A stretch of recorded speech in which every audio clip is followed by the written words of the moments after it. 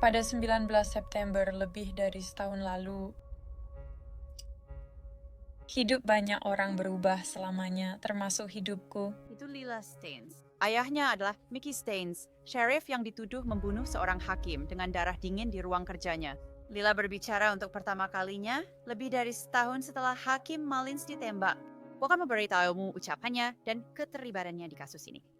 Aku ingin bertemu putriku langsung. Apakah dia sudah 18 tahun? Aku ingin bertemu putriku langsung.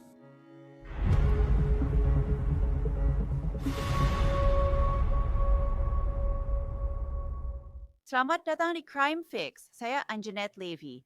Sudah lebih dari setahun sejak Mickey Staines, Sheriff Fletcher County, Kentucky, menembak mati mantan temannya, Hakim Kevin Mullins, di ruang sidang. Kami itu sungguh mengejutkan dan sulit dipercaya. Seluruh penembakan terekam kamera keamanan. Kami yang tidak bisa memperlihatkannya betul kepada Anda, dia itu terlalu mengerikan dan terlalu grafis. Staines didakwa membunuh pejabat publik. Dia dan Hakim Mullins sebenarnya sudah berteman selama bertahun-tahun, dan Staines bekerja untuk Mullins sebagai petugas pengadilan. Kedua berita itu memakan siang bersama lebih awal hari itu dan tidak ada yang mengatakan bahwa ada sesuatu yang salah. Telah dikatakan bahwa Mickey tidak seperti dirinya sendiri selama beberapa hari. Pengacara Mickey Staines yang pernah tampil di Crime Fix di sini sebelumnya mengatakan bahwa Mickey takut istri dan putrinya telah diculik karena suatu alasan ketika dia menembak Hakim Mullins. Kita belum tahu alasan dia merasa begitu atau isi percakapan mereka di ruang kerja Mullins sebelum penembakan. Setelah Staines ditahan, kamu bisa lihat betapa paranoidnya dia. Oh, ayolah, aku tidak bilang apa-apa. Ada 2 kamera tubuh dari Mickey dan ada perekam digital tepat di sana. Itu akan lihat, aku akan tunjukkan kalau itu sedang merekam. Lihat. Ayo sekarang teman-teman. Tidak, lihat. Kita sudah saling kenal lama. Lihat, ini sedang merekam, yang itu sedang merekam. Clayton punya alat perekam cadangan yang sedang berjalan. Ayo sekarang teman-teman. Pelan-pelan. Kita tidak bisa bicara di lorong pengadilan. Ya, Clayton. Maksudku ada orang di ruangan itu. Ada orang di ruangan itu, kita tidak bisa melakukan itu. Jadi apa masalahnya? Aku akan ambil satu lagi, pasang di Mickey, lalu ambil satu lagi, oke? Tapi aku tak bisa di ruangan. Ayo, Mickey. Apakah ada seseorang yang kamu percayai selain kami yang kamu lebih suka untuk bersama kami?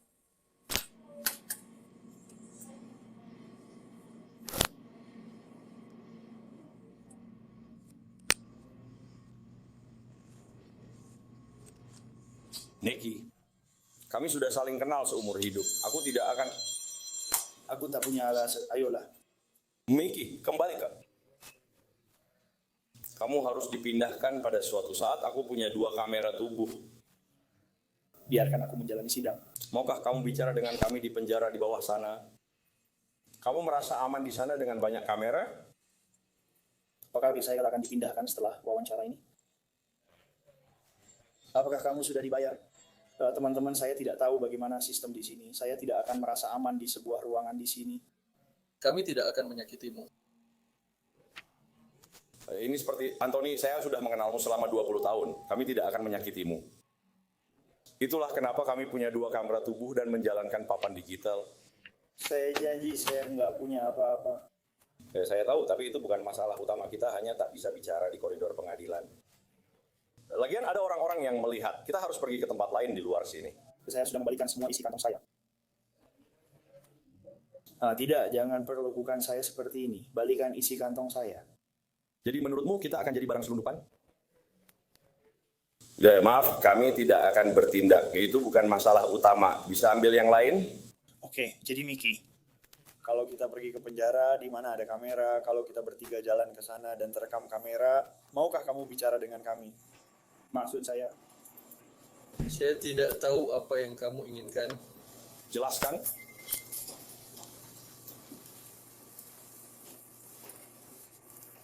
jadi kalau kita pergi ke penjara, kameraku sudah menyala, Black juga sudah menyalakan kameranya. Kami berjalan ke Dewan Penjara, kameranya tetap menyala. Anda mau bicara dengan kami, Anda merasa aman di sana?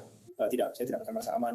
Sekarang, nanti di video topik tentang Putri Mickey Staines muncul. Apakah kamu ingin bicara sama sekali, Mickey? Tadi kamu bilang kamu ingin bicara. Kalau kamu tidak mau bicara, tidak apa-apa. Aku tidak akan memaksamu. Oke? Kami tidak akan memaksamu. Kalau kamu tidak mau bicara, itu hakmu. Kamu tidak harus bicara. Kamu tahu, kamu adalah sheriff. Kamu tahu, sama seperti kami. Oke? Tapi itu terserah kamu. Jika aku bisa bertemu putriku secara langsung di sini. Sebelum kamu pergi, oke, kalau itu yang kamu mau. Di penjara. Di penjara? Ya, di penjara melalui layar lewat telepon. Saya ingin bertemu putri saya secara langsung. Setelah itu, saya akan memberitahu Anda segalanya. Di penjara itu, di depan kamera direkam video. Dan di mana putrimu sekarang? Bagaimana caranya, di mana putrimu, bagaimana melacaknya, di mana dia? Dia ada di LCC. Dia di LCC, aku ingin bicara. Jadi sekarang Niki, aku ingin semacam. Untuk putrimu. Mari kita bicarakan ini untuk putrimu, oke? Jika dia tahu bahwa ayahnya ditangkap karena menembak hakim dan dia masih di sekolah menengah, aku tidak tahu usianya. Dia masih sekolah menengah, kelas 3 itu sulit. Dia pasti ingin menemuiku. Ayo teman-teman, tolong adil padaku. Nah, itu saja yang aku ingin kalian pikirkan. Apakah dia sudah 18 tahun? Bersikap adil padaku sekarang, teman-teman. Apakah dia sudah 18 tahun? Bersikap adil padaku sekarang. Tidak, aku yang bertanya padamu. Aku ingin bertemu putriku langsung. Apakah dia sudah 18 tahun? Aku ingin bertemu putriku langsung. Berapa umur dia? Karena kalau Aku memang punya anak, aku juga punya cucu. Ya, aku punya 5 cucu. 5 cucu? dengar, Aku juga hanya ingin melihat putriku. jika dia di bawah 18 tahun, kami akan tanya istrimu dulu, apakah ini boleh? Kau tahu, apakah dia sudah berusia 18 tahun? Christine dan Mas Yona Bokte bilang mereka sedang menuju ke sini. Banyak orang di sini berlarian ke sana kemari. Kacau sekali, Ibu. Jadi bagaimana aku akan memberitahumu apa yang terjadi? Kepada hakim, Ya, kau tahu. Christine Lasana bilang, istri dan putriku sedang dalam perjalanan. kau bilang akan memberitahu kami apa yang terjadi, padahal semua orang berlarian dan kacau. Memang begitu. Aku hanya ingin melihat putriku. Apakah dia 18 tahun? Berapa usianya? Jika istrimu di luar dengan dia dan belum 18 tahun, kita bisa langsung tanya, tidak masalah. Jika dia sudah 18 tahun, cukup tanya putrimu. Kalau belum, harus tanya istrimu.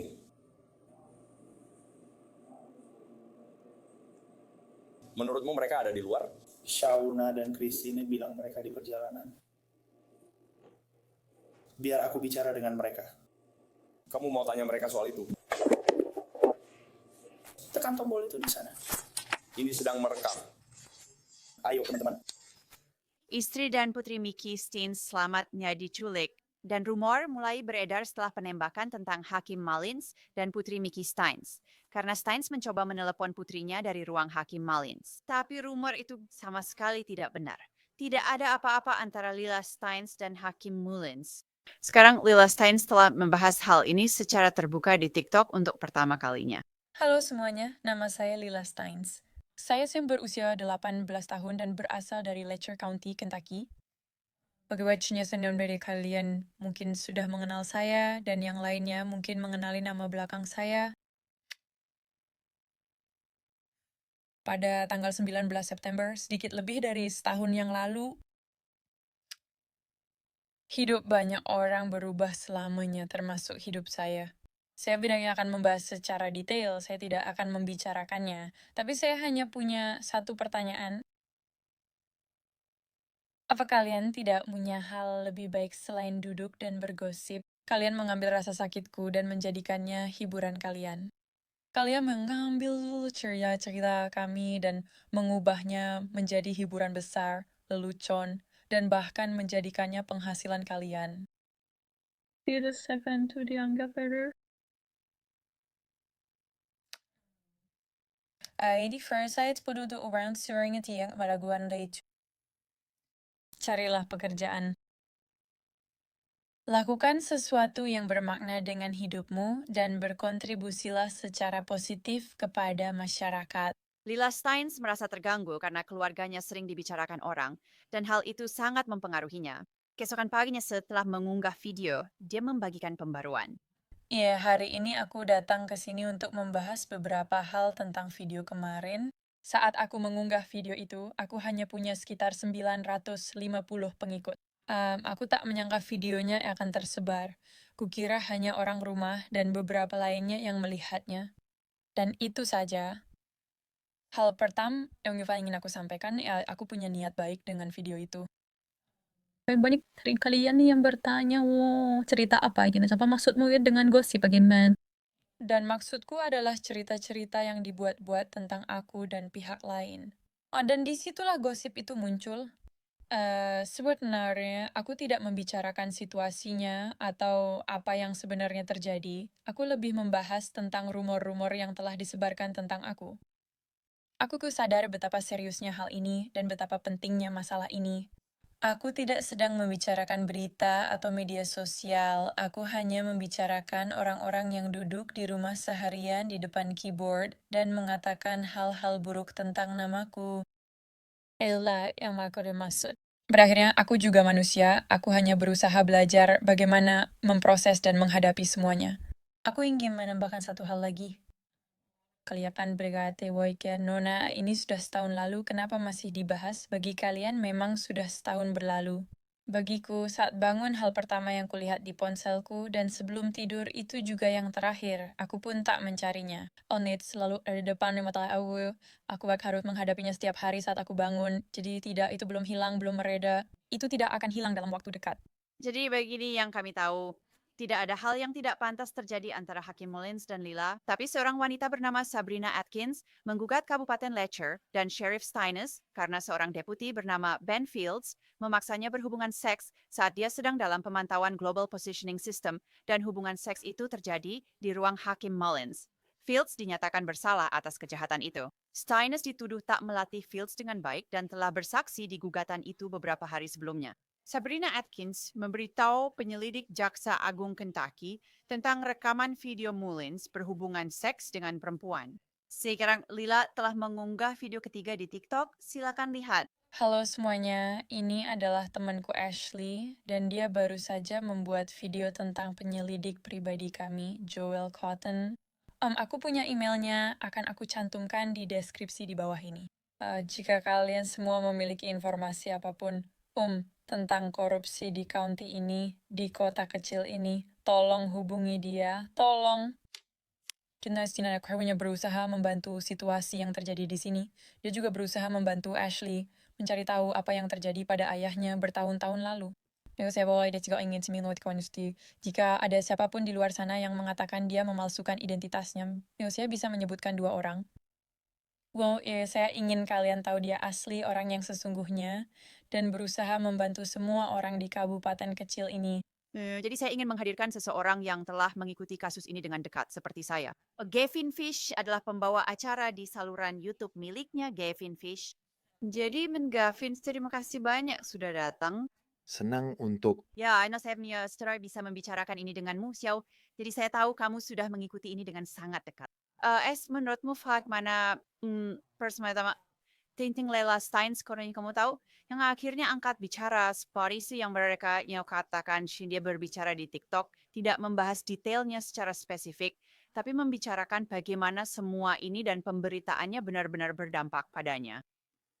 ya, reaksi pertama saya adalah agak terkejut. Hey, tunggu dulu. Saya seorang teransang yang mendapat uang dari cerita kejahatan nyata kan? Tapi saya mencoba melihatnya dari sudut pandang, dari perspektif seorang wanita muda berusia 17 atau 18 tahun yang maksud saya keluarganya telah menjadi sorotan selama setahun terakhir. Dia sebagai sesuatu yang menurut saya mendalam. Beberapa orang bilang kejadian itu sudah setahun lalu, tapi baginya itu masih terasa seperti baru terjadi. Jadi menurut saya dari sudut pandangnya, saya rasa cukup masuk akal kalau dia sudah cukup dan memutuskan untuk membicarakannya. Ya, siapa rasa kita harus mencoba menempatkan diri kita di posisinya sedikit. Ya, kamu tahu, ini adalah sesuatu yang, ini adalah ayahnya pertama-tama. Ini adalah ayahnya, itu yang pertama, dan keluarganya, ada itu yang kedua. Ini adalah kota kecil tempat dia tinggal. Banyak rumor beredar di kota kecil itu tentang hal-hal yang mungkin terjadi terkait dengan hakim, mungkin juga keterlibatan ayahnya dalam hal ini, dan kami tidak menuduh salah satu dari mereka. Tapi inilah yang terekam dalam rekaman dengan kantor Jaksa Agung Kentucky, para penyidik, dan hal-hal seperti itu ada dalam rekaman. Ada gugatan hukum yang melibatkan Sabrina Atkins dan satu deputi itu. Dan faktanya bahwa dia berhubungan seks dengan Sabrina Atkins di ruang hakim, kamu tahu, sebagai imbalan untuk beberapa keuntungan. Maksudku sudah banyak steward saya. Dan ini adalah seorang gadis remaja yang orang-orang bilang, oh, hakim itu terlibat dengannya. Sharp, untuk, Mickey Stein sudah kesana bilang ke Mesir. Tidak, itu tidak benar. Anda ada udah jujur saya tinggal itu via sekuel. Bahwa tidak ada kecurangan antara Lila Steins dan Hakim Mullins. Jadi menurutku ada banyak hal yang sedang dia alami, sudah dia lalui, dan terus dia hadapi setiap hari. Aku setuju sepenuhnya dengan itu. Aku juga melihat dari sisi lain. Kau tahu, Hakim Mullins adalah seseorang yang punya sedikit reputasi. Maksudku gini, banyak wanita yang bermunculan dan mengatakan, ya, aku pernah punya hubungan seksual dengan Kevin Mullins. Salah satu yang aku pikirkan secara khusus, dia berusia 16 tahun ketika dia mengatakan hubungan seksual itu dimulai. Dan ketika sidang pendahuluan, hal itu dibahas di pengadilan bahwa Lila Steins tidak mengangkat telepon dari ayahnya, tapi dia mengangkat telepon dari Kevin Mullins. Aku rasa orang-orang langsung mengambil kesimpulan dengan sangat cepat, hanya karena reputasi yang dimiliki Hakim Mullins di komunitas. Tapi kau benar, maksudku saat kita bicara dengan keluarga Bartley, kau tahu, saat kita bicara dengan Jeremy Bartley, saat kita mendengarnya berbicara langsung, dia bilang sejak awal, tidak pernah ada apa-apa yang terjadi antara Lila Steins dan Kevin Mullins. Ya, tidak apa senap. Memang tidak ada apa-apa di sana, tidak ada apa-apa yang terjadi. Menurutku itu hanyalah sebuah rumor. Itu rumor yang kejam dan sangat tidak adil. Mickey Steins kamu tahu saja, Jeremy Bartley telah memberitahu bahwa Mickey Steins takut pada keselamatan putrinya. Dan entah takut atau berpikir bahwa putrinya dan istrinya telah diculik saat dia melakukan pembunuhan ini. Aku berharap kita punya rekaman audio tentang apa yang dibicarakan di ruangan itu, apa yang terjadi, dan apa yang didiskusikan saat makan siang itu. Ini semua adalah pertanyaan yang aku miliki. Dan kita membutuhkan jawaban atas pertanyaan-pertanyaan ini. Jadi Lila Steins benar-benar berada di pusat cerita ini. Maksudku, ya ampun, aku rasa dia mungkin benar-benar memiliki banyak informasi. Polisi sudah mewawancarai. Sepertinya dia dan ibunya, jadi masih banyak yang belum kita ketahui. Ya, aku berharap kita punya audio dari video yang kita miliki tentang pembunuhan itu sendiri. Menurutku, video wawancara Mickey Stein di lorong gedung pengadilan setelah pembunuhan oleh polisi negara bagian Kentucky memang cukup banyak memberi gambaran tentang kondisi mentalnya saat itu. Saat aku menonton video itu, setidaknya di setengah bagian awalnya, aku benar-benar tidak bisa memastikan apakah orang ini aktor terbaik di dunia, apakah dia benar-benar jago berakting. Kemudian dia kisnaker palm so it may commotion mental psikotik. Atau benarnya. Bagiku, saat dia mulai dibawa menuruni tangga itu dan kamu mulai melihat rasa paranoidnya, menurutku itu meyakinkan bahwa memang ada gangguan psikologis. Dan semacam Mia punya Alzheimer untuk percaya bahwa istri dan putrinya dalam bahaya atau tidak. Menurutku dia benar-benar mempercayainya. Dan itu membuatku merasa bahwa dia mengambil keputusan untuk melindungi keluarganya dari ancaman yang dia rasakan. Begitulah menurutku. Itu memang serius saat seperti itu, bahwa dia merasa tidak komen dia kurang merasa baik untuk berbicara dengan mereka. Mereka terus bertanya padanya, bahkan selama perjalanan mobil. Kamu tahu, Mickey, apa yang ingin kamu katakan pada kami? Apakah ada sesuatu yang ingin kamu sampaikan? Dia sangat paranoid. Dia benar-benar paranoid. Maksudku ini gila saat kamu mendengarkan dan menonton rekaman ini. Dia ketakutan dan Mark Bartley sudah bilang langsung ke aku. Dia pikir istri dan putrinya telah diculik. Awalnya menurutku kita kehilangan bagian penting dari teka-teki ini. Apakah itu artinya kamu boleh menembak seseorang? Itu terserah juri. Kamu tahu, maksudku, itu ini benar-benar seperti zaman koboi. Ini gila banget. Jeremy Bartley sudah mengatakan sejak awal bahwa kau tahu, ini bisa jadi kasus gangguan mental yang ekstrem. Ini mungkin pembunuhan tak sengaja, bukan berencana. Ada berbagai sudut pandang yang sedang dipersemenkan terkait kasus ini. Jadi ada sesuatu yang sedang terjadi di Letcher County, Kentucky. Dan itu sudah berlangsung cukup lama. Saya mau lakukan pemberi tunusan rendah. Ya, saya mengeram orang-orang yang benar-benar pernah berurusan dengan Mickey Steins dan Hakim Mullins secara profesional dalam penanganan. Anda tahu krisis kecanduan opioid, Anda tahu berurusan dengan mereka secara profesional dan menyukai pekerjaan yang mereka lakukan untuk membantu orang-orang yang berjuang melawan kecanduan di sana. Jadi, cita-cita sebenarnya bagi kita untuk research dengan biasa di apapun yang sedang terjadi di Letcher County, biasanya jelas tidak tahu apa yang diduga terjadi terkait dengan pemanfaatan perempuan dan hal-hal seperti itu. Tapi memang ada sesuatu yang sedang terjadi. Dan kami telah melihat beberapa perempuan muncul dan mengatakan, ya, mereka memang dimanfaatkan oleh hakim itu. Wait, saya rasa kamu benar. Saya pikir warga Letcher County secara umum mungkin tidak tahu apa yang sedang terjadi. Mickey Steins tetap memiliki reputasi baik di Letcher County dan semua orang yang tahu apa yang dia lakukan.